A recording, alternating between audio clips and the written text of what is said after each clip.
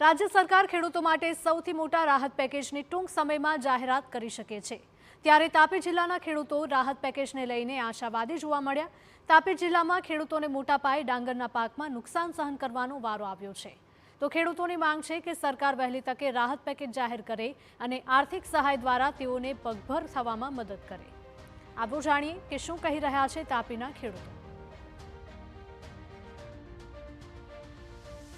માં પડેલા કમોસમી વરસાદે ગુજરાતના ખેડૂતોને રાતા પાણીએ રડાવ્યા છે। તેમાં તાપી જિલ્લો પણ બાકાત નથી। તાપી જિલ્લામાં પણ કમોસમી વરસાદને લઈને પારાવાર નુકસાની થઈ છે, જેનો સર્વે તાત્કાલિક ધોરણે સરકારના આદેશથી ખેતીવાડી વિભાગ દ્વારા પૂર્ણ કરી દેવામાં આવ્યો છે। તાપી જિલ્લામાં સર્વે પૂર્ણ થઈ ગયો છે। સરકાર દ્વારા હવે રાહત પેકેજને લઈને શું ખેડૂતોને અપેક્ષા છે તે જાણવા માટે અમે વ્યારા તાલુકાના ચીખલદા ગામે આવી પહોંચ્યા છે। જે ખાસ કરીને જે કમોસમી વરસાદ પડ્યો છે જેને લઈને આ વિસ્તારમાં કઈ રીતનું નુકસાન જોવા મળ્યું હતું અને સર્વેની કામગીરી કયા પ્રકારની થઈ હતી।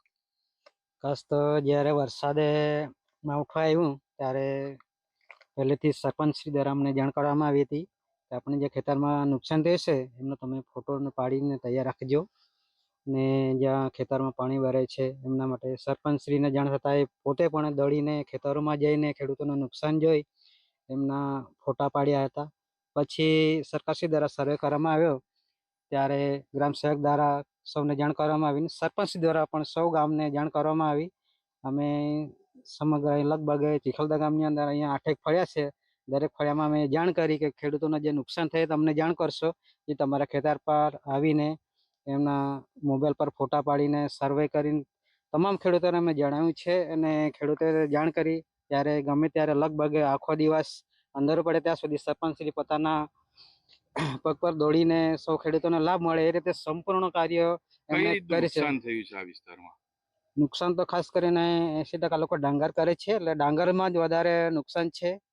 એટલે ડાંગર પણ વાત કરી તેમ પશુપાલન પણ સાથે સંકળાયેલ છે, એટલે ખાસ તો આમ ઘાસચારો જે બગડી ગયો એના લીધે ખેડૂતો વધારે ખોપડી સ્થિતિમાં ગણી શકાય છે આપણને। જે આપણી સાથે બીજા પણ અન્ય ખેડૂત જોડાયા છે, આપણે જાણીશું કે જે ખેતી પાક ખાસ કરીને ડાંગર કે જે પાક લેવો છો તે તૈયાર કરવા માટે તેમાં દવા બિયારણ વગેરેનો ખર્ચ કયા પ્રકારનો કરવામાં આવે છે અને તેમાં તમને રાહતને લઈને શું અપેક્ષા છે? ખાતર ને હમણાં ખેડામાં ને ભાવ વધી ગયેલો છે, તો કયા પ્રકારનું વળતર મળવું જોઈએ આપને? જે પ્રમાણે નુકસાની થયું છે તે પ્રમાણે તમને શું આશા છે? સરકાર પાસે એ જ આશા છે કે અમે એ જે ખેતર જેના જેટલો ભાગમાં ગયેલું છે એ રીતે સરકાર રાહત આપે। સરકાર પાસે એ જ આશા છે અમારી। આ મહિનાની અંદર મળી જાય તો સારું, કેમ કે જો અત્યારે મળી જાય તો બીજો પાક લઈ શકે અને પોતાના પગ પર ઊભા રહી શકે ખેડૂતો। જે આ હતા ચીખલદા ગામના ખેડૂતો। આ ખેડૂતોની માંગ છે કે જલ્દીથી રાહત પેકેજ આપવામાં આવે અને સરકારી ધારાધોરણની ઉપર જઈને વિશેષ રાહત પેકેજ આપવામાં આવે, જેથી ફરી આ ખેડૂતો બેઠા થઈ શકે। નીરવ કંસારા, TV9 તાપી।